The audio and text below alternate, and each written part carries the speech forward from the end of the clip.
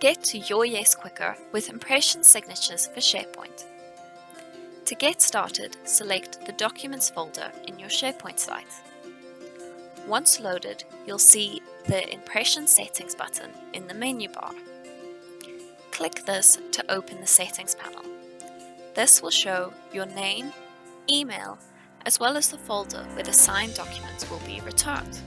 Click Sync Settings with Impression in order to get the licenses associated with your account. Note, this will only need to be done once. Once these have been successfully synced, you'll get a Settings Setup Successfully pop-up. You can select OK and then exit the Settings panel by clicking the X in the top right corner. Now you're ready to send a document for signature. Select any PDF document in the site, and once selected, click the three dots in the menu bar. This will open the Impression Send for Signature, Impression Track, and Impression Settings buttons. Let's click the Send for Signature button to get started. This will open the Send for Signature panel where you can add your first signatory. Here you'll add the title, name, email, as well as mobile for the signatory you wish to add. You can then choose whether or not you want to customize the email body.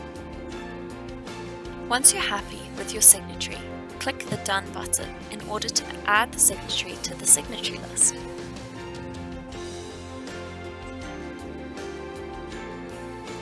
This will take you to the main Send for Signature page, where you can select a brand, choose whether or not you want to add document security, add a sign order, or choose to add another signatory, which is what I'm going to do here. So once again, you can fill in your signatory details,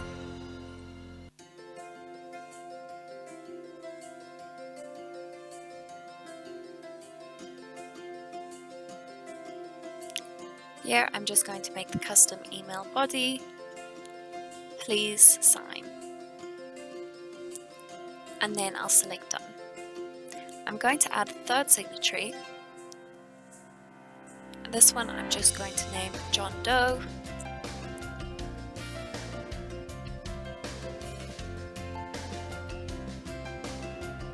And I'm going to choose not to add a custom body before selecting done. Now I'd like to add the sign order. To do this, I'm just going to select the checkbox Add Sign Order. Should you wish to change the order in which the signatories are placed, simply select the signatory and drag and drop it into the new desired location. To edit a signatory, select the pencil icon. I'm going to edit the signatory Dr. J. Doe because I'd like to change his name to be John Doe. And whilst I'm here, I'll also add a custom email body. I'll just make it say, urgent, please sign, and then I'll select done. If you'd like to remove a signatory, simply click the trash can.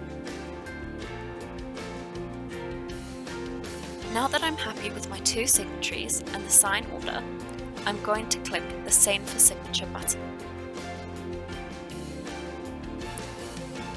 This will now send the document for signature. Once complete, you will receive the document has been sent successfully message, and you can go to the track page by clicking the track button. As you can see, these are my two signatories, deferred and deferred dependent, because I set the sign order. My first signatory's email has just come through, so I'm going to go ahead and sign the document live. It will now just set up the document, and this is what your signatory will see. So as you can see, there's a custom message, agree to sign, and then I can just drop my signature as usual.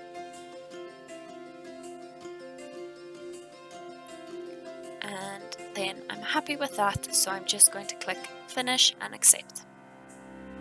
Now going back to SharePoint as the sender, I'm going to refresh the track page to see the status.